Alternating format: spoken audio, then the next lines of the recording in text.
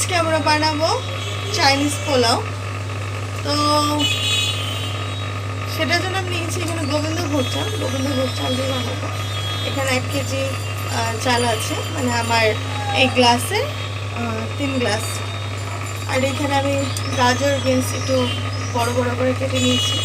আর এখানে ফ্লেভারের জন্য আমি দিয়েছি একটুখানি পেঁয়াজ, মানে ছোটো পেঁয়াজের হাফ, একটা কাঁচা লঙ্কা, একটু আদা আর একটু হচ্ছে রসুন। আর রান্না হবে বাটারে আর সাদা তেল মিলিয়ে।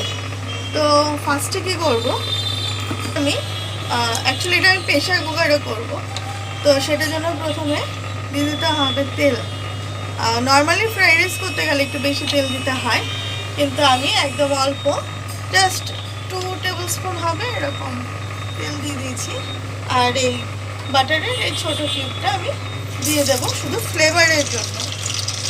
তো এবার বাটারটা একটু গলে গেলে বাকি ইনগ্রিডিয়েন্টসগুলো আমি দেওয়া শুরু করবো। বাটারটা আমার গলে গেছে। এরপরে আমি এই যা নিয়েছি পেঁয়াজ, আদা, রসুন, কাঁচা লঙ্কা, এটা আমি তেলের ওপরে দিয়ে দেবো। তেলের মধ্যে দিয়ে একটুখানি নেড়ে নেব, শুধু রসুনটা একটুখানি জাস্ট ফ্লেভার ছাড়বে সবগুলো, সেই হিসাবে। আপনারা চাইলে এটা না দিয়ে নর্মাল যেভাবে আমরা ফ্রাইড রাইস করি সেভাবে করলেও করতে পারেন। আমি জাস্ট চাইনিজ ফ্লেভার আসার জন্য আমি দিয়েছি। আর এরপর আমি দিয়ে দেবো এক এক করে সব সবজিগুলো।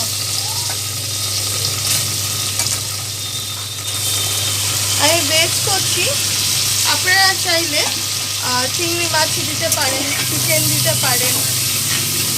আমি ভেজ যেহেতু করছি সেই জন্য আমি শুধু পেঁয়াজ আর গাজর দিচ্ছি। চাইলে ক্যাপসিকামও দিতে পারেন, আমার মেয়ের ক্যাপসিকামে অ্যালার্জি, সেজন্য আমি দিচ্ছি না। সবজিটা যাতে তাড়াতাড়ি সেদ্ধ হয় সেজন্য আমি সবজির পরিমাণে লবণ দিচ্ছি, যাতে সেদ্ধ হয়ে যায়। এরপরে একটু ভেজে নেব।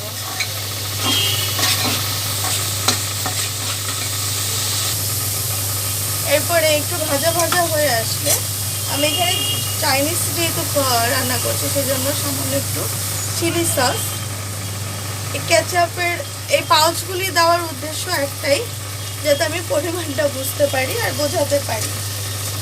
শুধু ফ্লেভারের জন্য যারা রান্না করবে তারা এই পাউচগুলি ইউজ করতে পারেন। আর যারা ভাবছেন যে না আমরা মানে ভালো লাগে খেতে সসি জিনিস, তারা একটু বেশিভাবে দিতে পারে।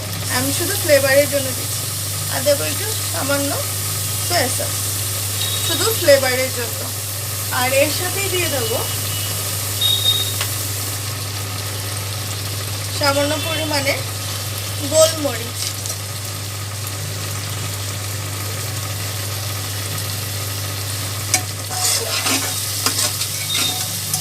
একটু ভালো মতো মিশিয়ে নিই।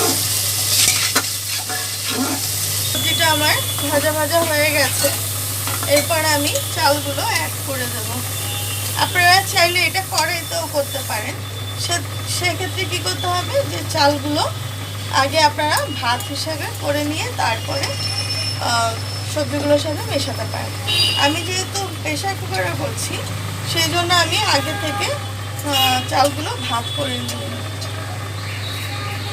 তো অল্প অল্প দিয়ে প্রথমে ভালো মতো সবজির সাথে মিক্সড করে নিই। আমি যে আপনারা দেখতেই পেলেন আমি পুরোটা দিইনি, প্রথমে হাফ দিয়েছি, একটু মেশানোর পরে বাকি হাফটা আমি দিয়ে দেব, দিয়ে ভালো মতো মিশিয়ে নেব।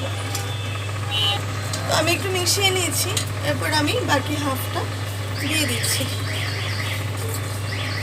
চেষ্টা করবেন যাতে চালের মধ্যে কোনো জল না থাকে, জলটা যেন একটু ঝরিয়ে দেওয়া যায়। এখন আমার চালগুলি যখন সম্পূর্ণ দেওয়া হয়ে গেছে, আমি একটু ভেজে নেব চালটা। আর এর সাথে দিয়ে দেব চালের পরিমাণের লবণ।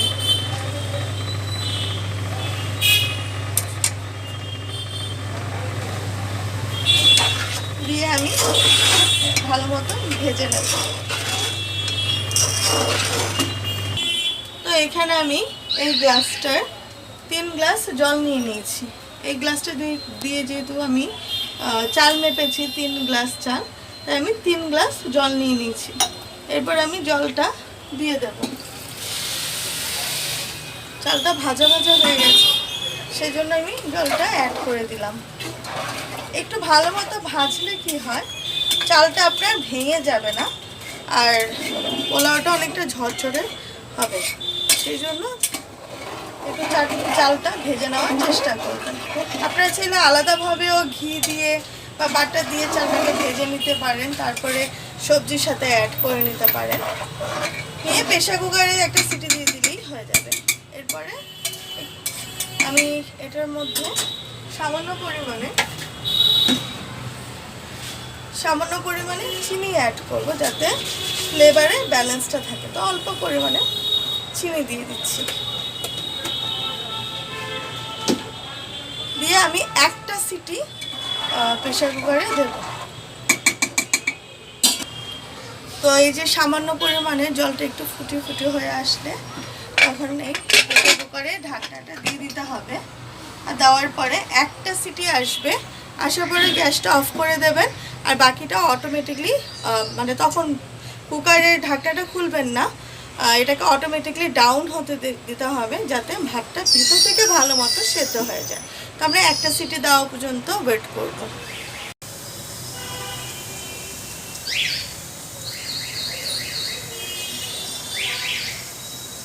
এই তো একটা সিটি উঠবে।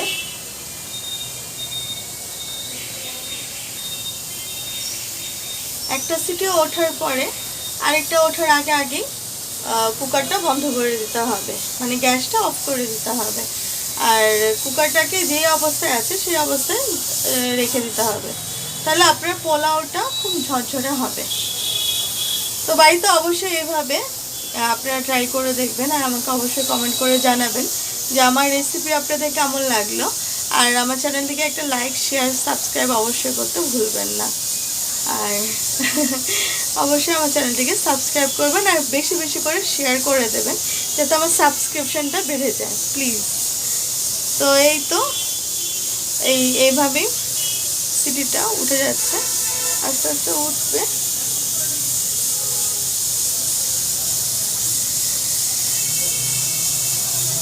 সিটিটা উঠে গেলেই আরেকটা সিটি হওয়ার আগে বন্ধ করে দিতে হবে, না হলে আপনার পোলাওটা গলে যাবে।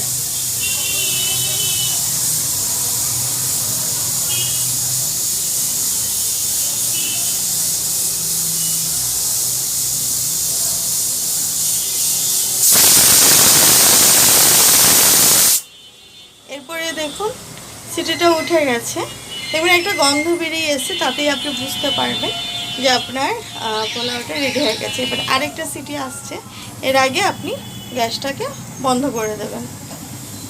এটাকে অটোমেটিকলি হতে দিতে হবে, আর এটা ভিতর থেকেই কুকিং হয়ে যাবে। আমার গ্যাসটা কিন্তু বন্ধ, সেজন্য এটা আমি আর টাচ করছি না, এটা আপনি থেকে নিজে থেকে প্রেশারটা বেরানোর চেষ্টা করছে। সিটিটা অটোমেটিকলি নেমে গেছে। এরপরে আমি খুলে দেখাচ্ছি।